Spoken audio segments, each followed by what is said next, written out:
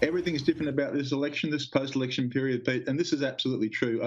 The Electoral College votes, the formal casting of the votes, I mean, no one in the past really paid any attention to this whatsoever. It was just a pro forma. It was just an official function that happened. And so for the first time, it's being broadcast live here across the US as we speak, as if it's like a football match.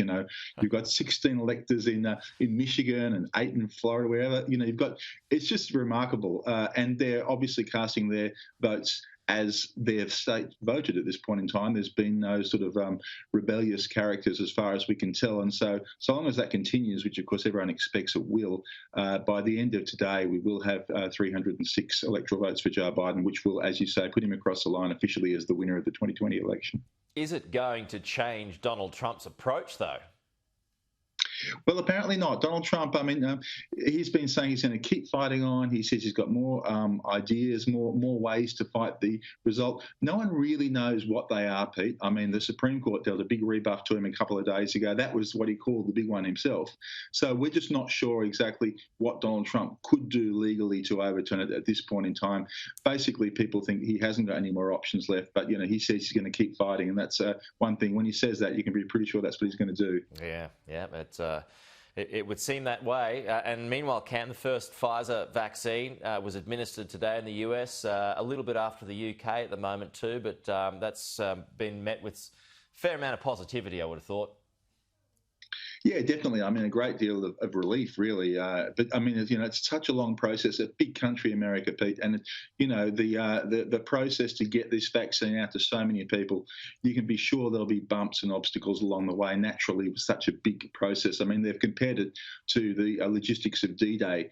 It's just saying it's a remarkable thing to have to roll out over the country, and average Americans probably won't get the jab, frankly, until about May or June at the best. So at the start, of course, it's going to nursing home people and health officials. But it's great news for America. The virus is raging here, and, it's kind of out of control, frankly. So it's great news for America. I was reading, I think it was in the New York Times yesterday, they suggested that Donald Trump and his staff in the White House, as well as Joe Biden, President-elect, and his staff as well, would be among the first to receive the vaccine, and then I think the reports started to walk that back. So what's the latest when it comes to the vaccine for the president? Do you expect him to take it early, and the same for Biden as well?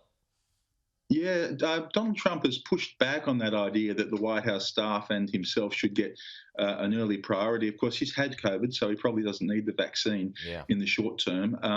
But, it's an interesting question, isn't it? Because there hasn't been much talk about Joe Biden as well, because I would have thought, as the president-elect, that there would be a fair argument to say that he should get jabbed pretty much first up, because, for national security reasons, et cetera, et cetera. But we haven't heard that Biden will get an early jab.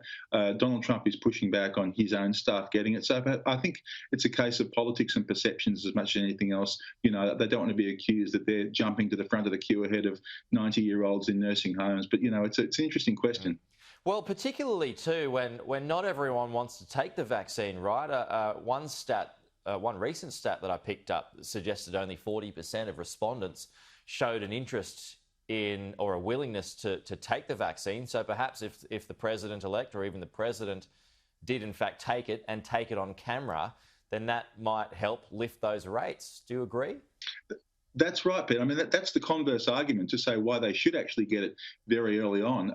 We've had people like, I think Barack Obama says he's going to take it publicly. He's going to make sure that it's filmed when he takes the vaccine. Eventually, I think the New York firefighters are going to do it publicly. There are a lot of people trying to put themselves up as role models, because there are a surprising number of Americans who are reluctant to take the vaccine. And I think about 1/4 or something like that just say simply they won't take the vaccine. These are kind of big figures, really.